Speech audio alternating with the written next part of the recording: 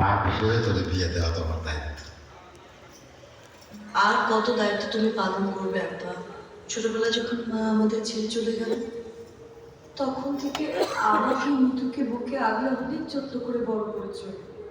কোনো স্বাদ তুমি অপূর্ণ রাখো না। সংসার চালানোর পর যতটুকু টাকা বাঁচে তুমি তিলে তিলে সেই টাকাটা জমাও আব্বা, আমার বিয়ের জন্য। 2 দিন পর মিতুর পরীক্ষা শেষ হয়ে গেলে ও ঢাকায় চলে যাবে চাচার কাছে কলেজে পড়াশোনা করার জন্য। আমি যদি না থাকি আব্বা, তোমাকে কে দেখবে? বলো বলো না আব্বা।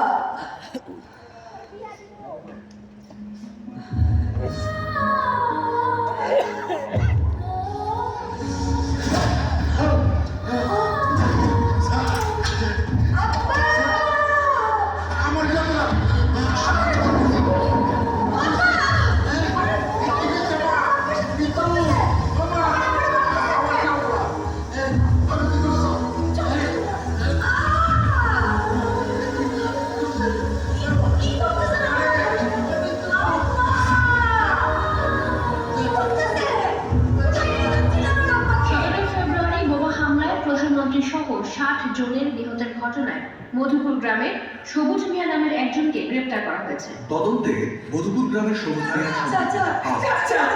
এই ঘটনায় বিরোধী দলের সম্পৃক্ততা আছে বলে জানা গেছে। চাচা, আমার আব্বা কিছু করে না চাচা। আমি জানি তোর আব্বা এই কাজ করতে পারে না। যে মামলায় সে ফাঁসছে সেখান থেকে তার উদ্ধার করা খুব কঠিন। চাচা চাচা, আপনি চাচা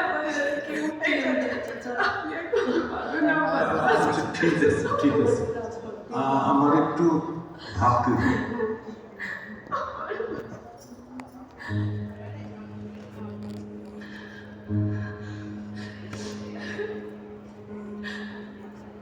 তোর আব্বার এই মামলা থেকে একজনই বাঁচাতে পারে। আমি যে অফিসে চাকরি করি তার মালিক আদিব মির্জা খুব পাওয়ারফুল মানুষ। তোমাদের আবেগ আমি বুঝতে পারছি, কিন্তু আইন আদালতের আবেগ দিয়ে চলে না। স্যার, আমাদের আব্বা ছাড়া আর কেউ নাই স্যার।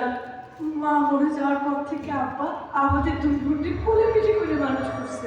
আমি জানি স্যার আপনি পারবেন আমার আব্বারে বাঁচিয়ে দিতে।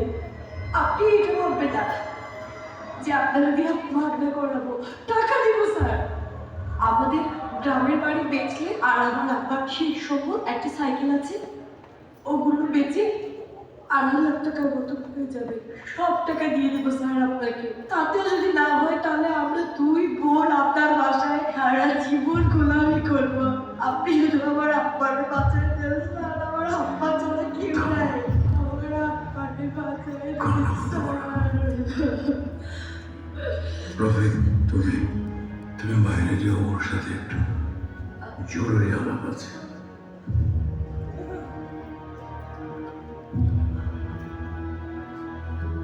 তুমি আদিব মির্জা, আমার টাকা পয়সা ধন সম্পত্তি পাওয়ার সব কিছু আছে, এগুলো চাই না আমি।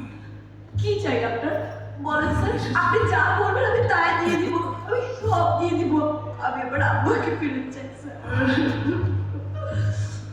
আমি তো আবেগ বিবেক কিছুই নেই, কিন্তু আমার আছে।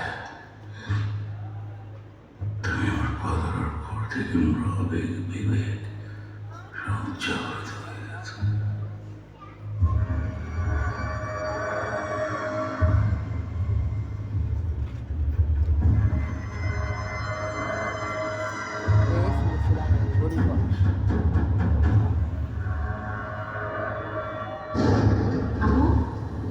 আপু আদিব মির্জা কি বললো? আপু আব্বাকে বাঁচাবে তো? বলো না বলো না বলো না, কি বললো? হ্যাঁ বোন, আব্বাকে ছেড়ে দেবে। ছেড়ে দেবে? তুই তো ভাবিস না, সব ঠিক হয়ে যাবে। আমি মাথায় হাত বুলিয়ে দিই, তুই ঘুমিয়ে পড়।